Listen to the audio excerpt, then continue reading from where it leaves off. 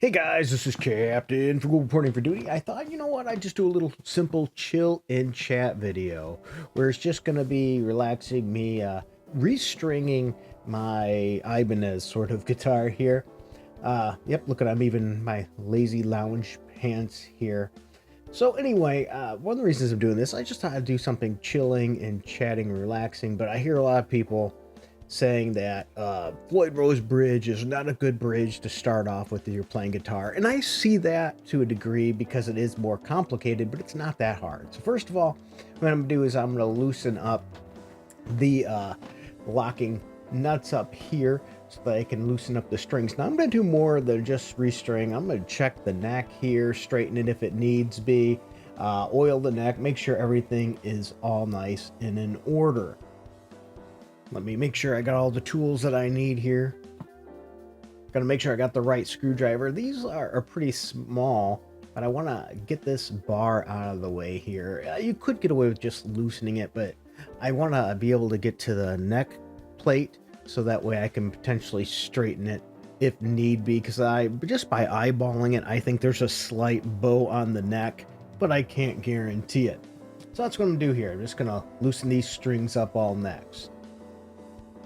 You always want to make sure that you got the right screwdriver so you don't strip these out. These already look like they're not very good screws. I think I'm going to end up replacing these screws later on because they're just not good. All right, now got that. There we go. Let's get this other one. I'm going to make sure I got nice and straight on there so that way I don't get any stripping out of there. I don't want to strip it myself. It already, as I said, it already looks like whoever assembled this probably either didn't use the good enough screws or they stripped them a little bit. They're showing some signs there. I'm guessing they're not great screws. There we go. Pull that out of the way here. I'm going to make sure I set it down the same way. So I put it on back the same way. It shouldn't make a big difference because the strings are just hitting the top of it. Now when you this clears out the way now so I can get the truss rod cover off. Now it's just got 3 strings here that I have to take care of to do this. Now I didn't get out a fancy spring winder. Now I'm not also gonna take all the strings off right now. I'm just going to keep the strings on there but reduce the tension, and then I'm gonna put my bar on and check that neck. Now I'm going to take the strings off in a little bit because I'm changing them out. Here we go. Let's take this off here. I like to keep all the tools that I'm going to be needing for the job right here. I also like to make sure I keep all the screws in the same spot. Another important thing I'm going to show in a minute too that some people I found it don't think to do. But anyway, I was saying earlier, people think, oh, you got to avoid a Floyd Rose. It's not that bad. Once you learn how to do it, it just takes some more time. That's all there is to it. You got to be willing to take the time to do it. But I think it's a good thing for everybody to learn how to maintenance their guitars. You know, when I was on tour, I did have a guitar tech, but I didn't take the guitar tech with me. I wasn't quite big enough to have a guitar tech with me at all times. But I had one at home that would overlook any instruments and things if needed, but otherwise I had to take care of my own stuff. And so it's always good to have a kit. And as I get older here, I have to have more light. This light here does great. I use it all the time. Sorry if it gets in the way here a little bit, but I sort of need it to be able to see real good. There we go. I want to make sure I don't strip anything out. There, get this popped off here. That's not the right one. I want to really make sure, because here's the thing, you don't want to put the wrong Allen wrench in when adjusting your truss rod and strip that out. Then you're going to be in big trouble, so I make sure I got plenty of light. It should be this one here. Okay, now that I got the truss rod in there, the right one, I'm going to make sure that the neck is good and straight. Now you could use feeler gauges under it. I don't think I need to here. I should be able to eyeball it and see any light going underneath of that to know if there's any gap. Now some people do like a mild bow on their neck. I don't. If anything, I could be accused of over straightening it because I love the action so low. In fact, sometimes it might even after some time cause it to buzz a little bit. You know what? In most cases, I don't mind. If it's on an electric guitar, what do I care if it's buzzing? You're going to be playing through an amp, nobody's going to hear that. But if you don't like that, you put a little bit of a bow back into it, readjust your neck if need be. But here I go. I'm going to leave this off now, just in case that when I put the strings on, I find I need to adjust a little bit more, but now it should be all good and straight. Now what I'm going to do is I'm going to take these locking nuts off here. And when you do that, I recommend always making sure you put them in the same order. In other words, you want the one, for example, with the low E string not to be swapped out with the high E string, because the wear on them will be different and that the string won't fit in there the same. So I'm just going to take these off and I'm going to set them right in the same exact order here so I don't screw up and put them the other way here. There we go. Now those are all set and out of the way. Now I'm going to get those strings out. Now you guys don't need to be bored with this whole thing, so I'll play this part I'll speed it up. Let's speed this up, bub.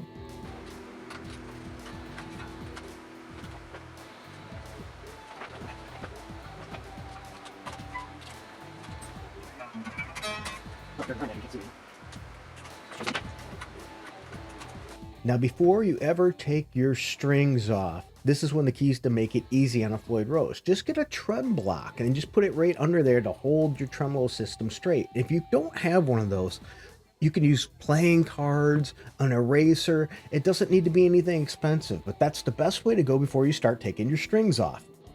Now that all the strings though have been removed, it's time to get the strings out of the bridge. So once again, just like before, always make sure you have the exact right tool for the job. You do not want to strip these out.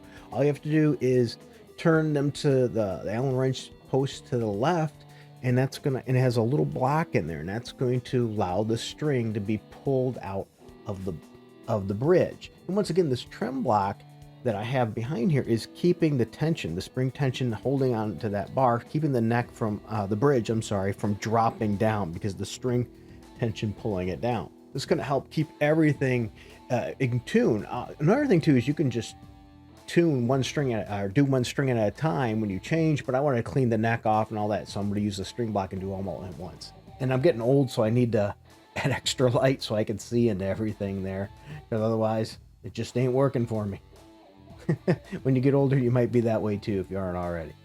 Now usually you won't need to loosen these much and the strings will pop out pretty easily. Also essential when we're tightening them that we don't over tighten them and mess up the little blocks. Those little blocks inside the bridge are replaceable as well, but we don't want to destroy anything if we can help it. So once again, make sure you get in there. Now I'm fumbling around a little bit, and that's because, well, my eyesight. I can't see in there very well, but otherwise it fits right in there. I'm just going to go ahead and fast forward through this process too, so you don't have to sit through all this.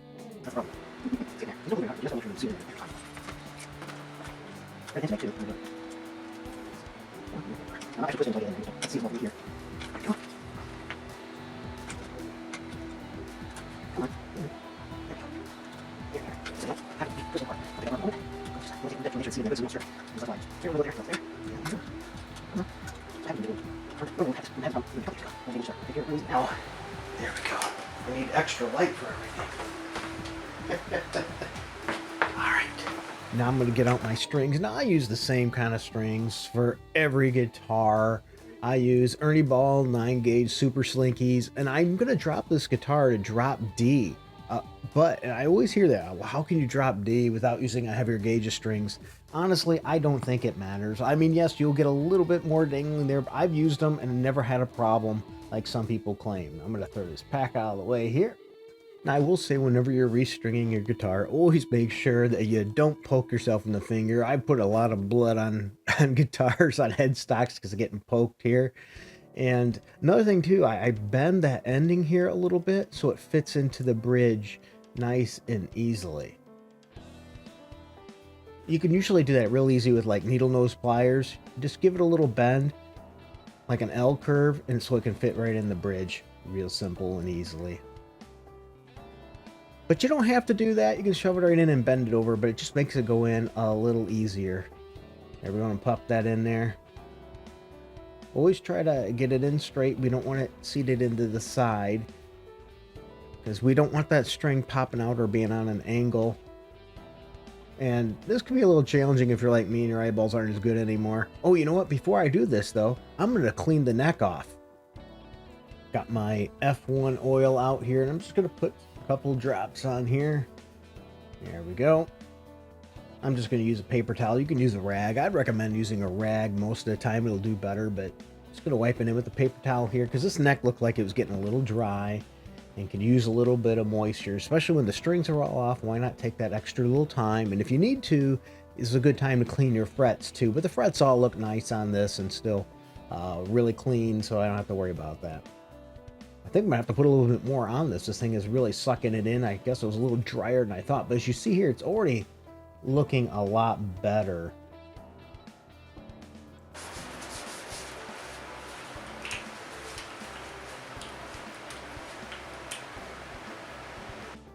This neck definitely needed more. It was really, really dry. I didn't realize how dry it was. I'll put plenty on there because you could really tell the difference here. Look at that. The frets I haven't hit. Wow, night and day difference. Now, of course, that's going to soak in a little bit and not look quite as wet, but it really needed it more than I thought. I still have to do this with a bass guitar later on this week as well. I usually try to do a couple odd days here and there and grab a few guitars and do guitar maintenance on several guitars and rotate them through. So otherwise it would take me all day. the scalp fretboard here is a little bit rougher to get that into, but that wasn't too bad. There we go. Oh yeah, a lot better than it was. That's a lot nicer. Nice. I like it. There's no fret sprout still on this. It's always good to, to check that too. The temperature changes and things like that can cause some fret sprout, but this one still no issues. Still nice and smooth. Excellent. So now I can move on to putting the strings on there. I'm glad that I remembered to oil the neck. Otherwise, I would have had to loosen all the strings and oil it up with the strings on underneath of it, and that would have been a pain in the butt. Now, I mentioned this earlier, but when you're putting screwing the strings in, you don't want to break the block by over tightening them. So just lightly tighten them. So you put each one into it. I'm going to fast forward through this too, so it won't take as long sitting there watching me put these strings in.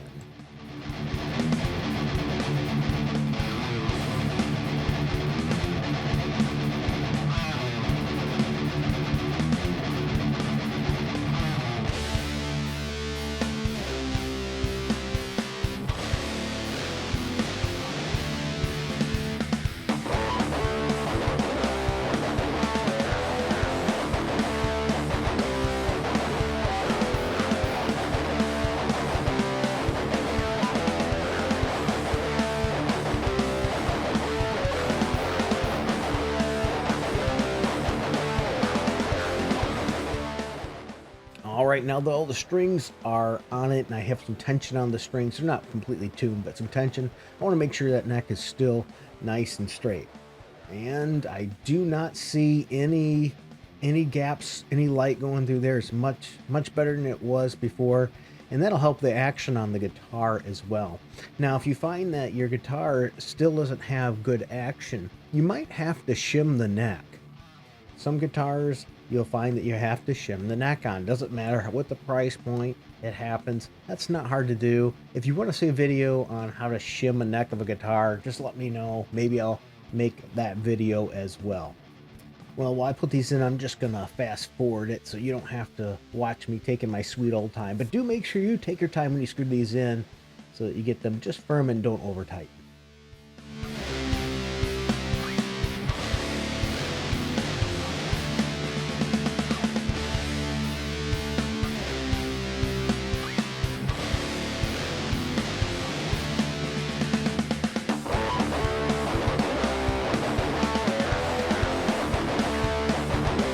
All right, now that all the strings are on, before I tune it, I always make sure that the fine tuners have enough room to move up or down. Sometimes, especially when you do the locking nuts, it'll tend to make the guitar go sharp.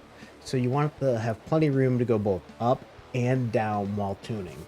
There we go. I have my neck tuner, clamp on tuner, and I have my auto tuner string winder here as well. And I'm just first get a little bit more tension on each one of these, and then I'm going to fine tune it. And you're going to have to tune it a few times, stretch the strings all out in order, because they're new strings. Otherwise, they're going to stretch on you. I often recommend, if you're going to be playing in a studio or playing a show, put new strings on a day ahead of time, stretch them out a little bit, tighten up a few times. There we go. Just get it in the ballpark here. And I'm going to go ahead and fast forward through the tuning process here now as well.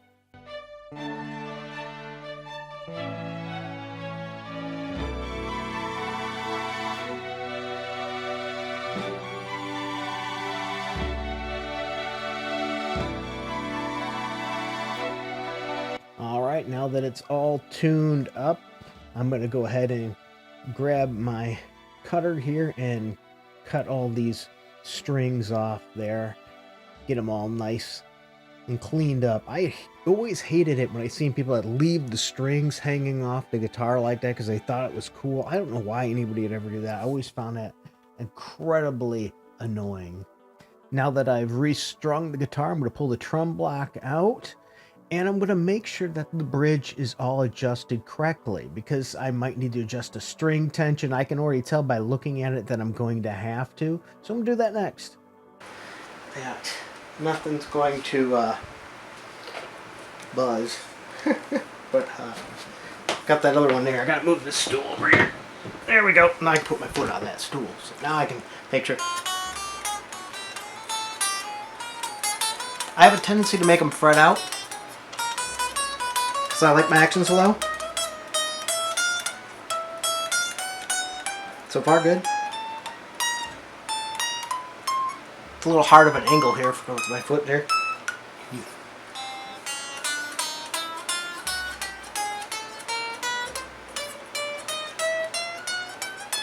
Perfect.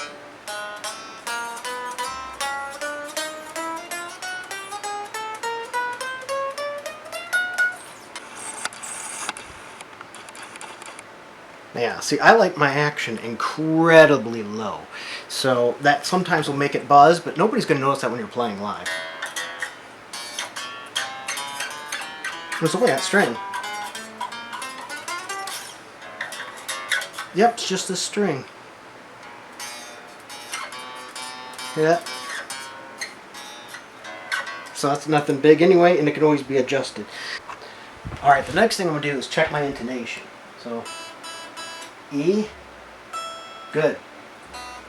E, make sure it's in tune first. Good. This one's the one I was wondering about. G, it's dead on. D,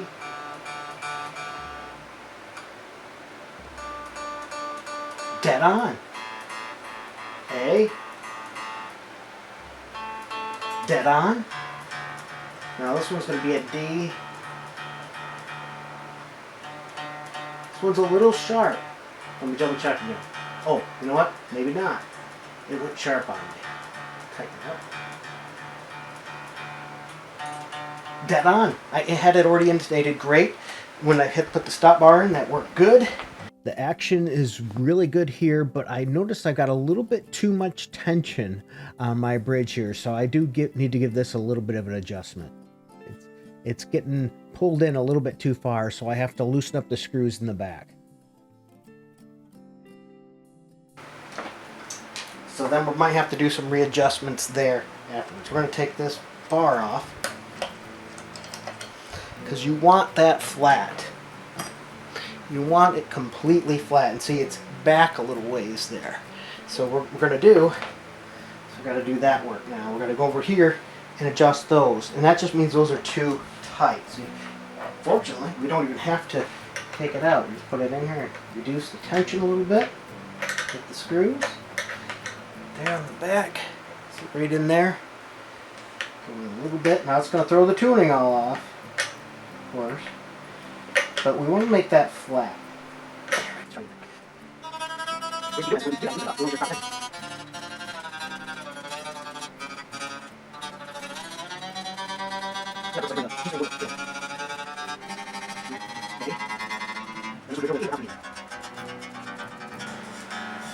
Alright, now where are we at on here now? Oh, look at that. It is almost dead flat. That's right where you want it. Yep. If anything, at most, it'd be just a tiny hair less tension, but that should...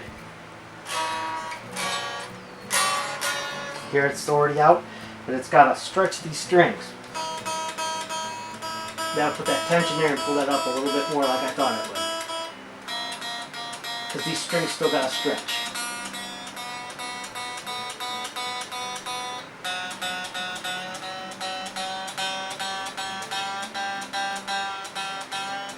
I'm going to replace these tuner keys with better ones.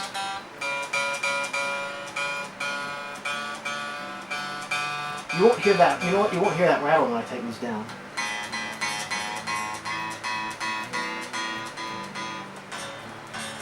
Now, if anything, they tend to go sharp when you screw those down, but these down.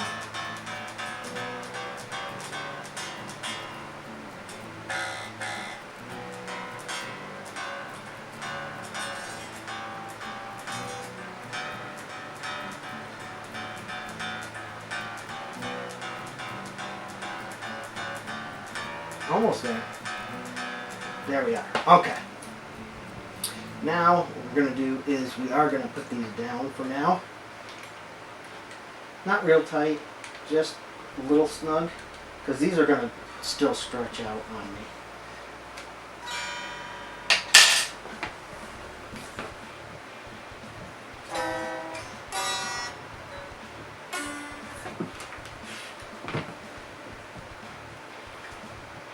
Making sure it's on the towel so it doesn't beat up the guitar.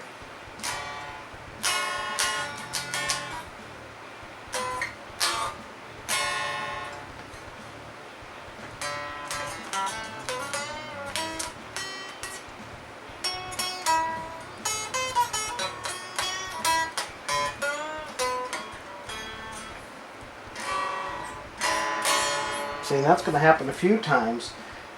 So you're going to stretch them all out. Put your hand down there. Don't want to yank it out too hard out of there either. So sometimes I just do this. I call it the string massage. That's going to bend them up a little bit more out. They're all going to be out of tune again. Notice everything's on the fret, right? Okay. See, so now they're all stretched out again.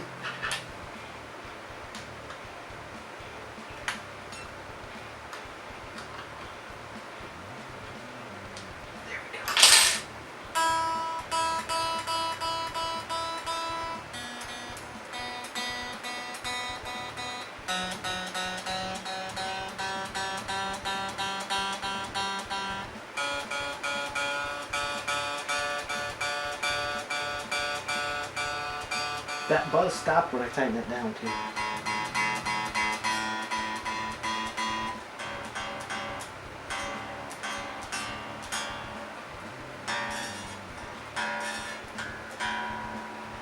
And after you stretch those strings out good and retune it, it should eventually start to stay in tune, and that's how you restring and clean up a guitar with a Floyd Rose bridge. Not that complicated, everybody. Until next time, keep it cool.